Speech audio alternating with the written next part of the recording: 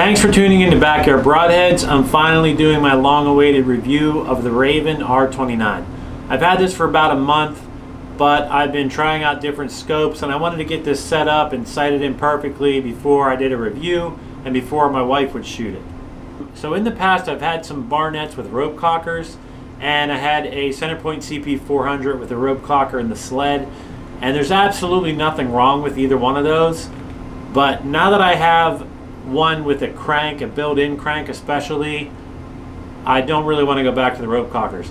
You can cock this thing standing up, you can do it sitting down, you can stand up and lean it on a table, or you can lean it on your leg, and I'm sure it's going to be safer to cock this thing in the tree stand than the rope cocker, especially with the rope cocker when you have big boots on and a smaller stirrup.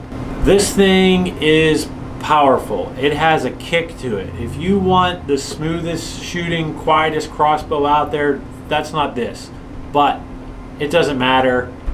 This thing, it's as loud as any other crossbow, but it's extremely fast. Advertised at 430 feet per second, it's shooting 434 feet per second, so a little bit faster than advertised. I ended up with a Hawk XB30 Pro scope on here.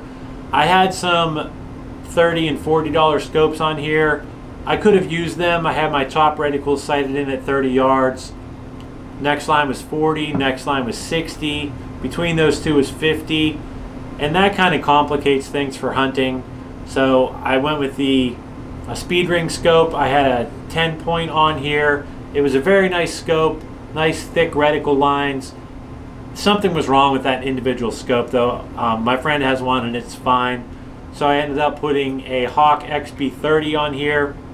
Extremely nice scope. The only problem with that one is the reticle lines are a little bit thin. So I ended up with the Hawk XB30 Pro. Speed ring up to 450 feet per second. Let's take a quick look at the reticle. Every time I had to adjust my elevation or windage, it worked perfectly.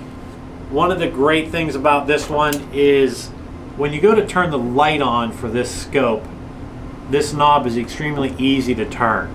It's a little bit snug, just how you want it.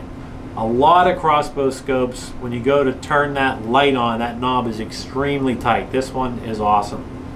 This also comes with metal flip-up covers that are nice and snug. But let's get back to the crossbow. So it's in the uncocked position. Let's take a quick look at the cocked position because this thing does get extremely narrow. I didn't want to go with the R26 because man, that thing is tiny. You think this is small, the R26 is freaking tiny. And I thought it might be a little bit too small for me. I don't ever need a crossbow any smaller than this. I don't ever need one any faster than this. There's faster ones, there's smaller ones. I should be able to use this for the rest of my life or for as long as it goes without breaking. Safety on this is very smooth and it's very quiet. I can't switch it right now because it's not cocked, but you can do it totally silently. You can move that safety. The safety is not down here where your shooting hand is, so if that might be a big deal for you, your hand does have to come back here to move that safety, and that's movement that a deer can see. One small drawback to this crossbow, but I think I can live with it. I'll just turn that safety off as soon as I see that a deer's coming in. You can check out this separate video on cocking the crossbow and little things that I see people doing online that I don't think they should be doing. And you can also check out this other video on the arrow. The arrows that come with this crossbow, you get 6 of them, and they are good arrows. I did have to knock tune them a little bit, which means I had to take out my insert, get a metal rod in there, tap this knock out, and this is one that I adjusted. So instead of having this knock lined up with my white vein, I just went one to the right and lined it up with this orange vein. So you got to be careful when you load it. But now all 6 of my arrows shoot very close to each other. Great for target shooting. More accurate than what you need for hunting. So comes with good arrows. Don't worry about having to buy other special arrows. So the overall feel of this crossbow, it is solid. The rubber parts are extremely grippy. It feels to me like a 10-point. My Centerpoint CP400 felt like that, where it just feels quality and it feels solid.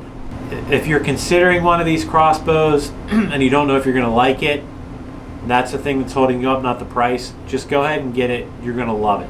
When it comes to cocking, the button in the back, it's like an up motion that you push. It's not an in motion.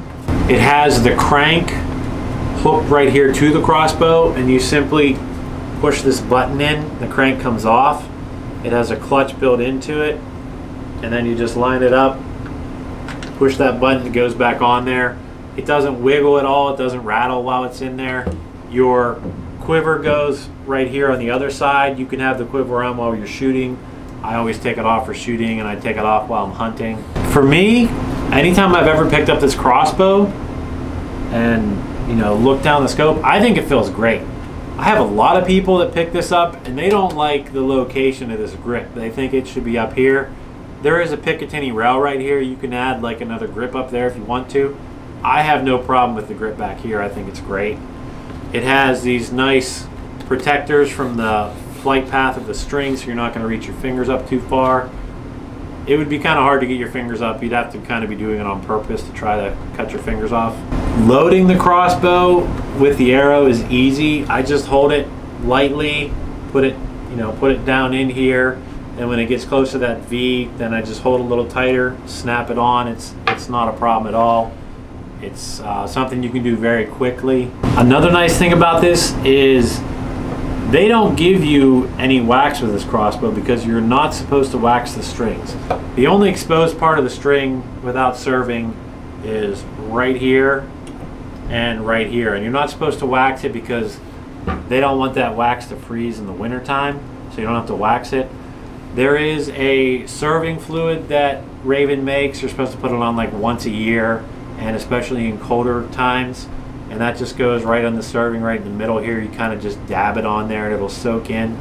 So make sure you're putting that on before you're hunting out in freezing temperatures. I'm sure I'm missing some other things that I love about this crossbow. You can check out some of the other stuff in this Ravin R29 cocking video.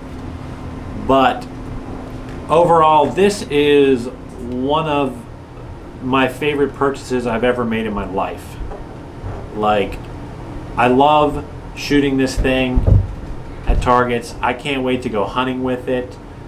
My wife has held this before. I don't think she's gonna have any trouble shooting it. My stepson, it's small enough that he could shoot it. I want to get him used to the Barnett first before he shoots this. I don't want to risk any of my arrows. These arrows are expensive. So yeah, it's the Ravin R29. If you want something a little faster that's the same size, you can get the R29X. The R26 is 400 feet per second instead of 430, but it's smaller. The arrow on the R26 does stick out a little bit past the end. This one keeps it protected a little bit more. Ravin R29, go get yourself one.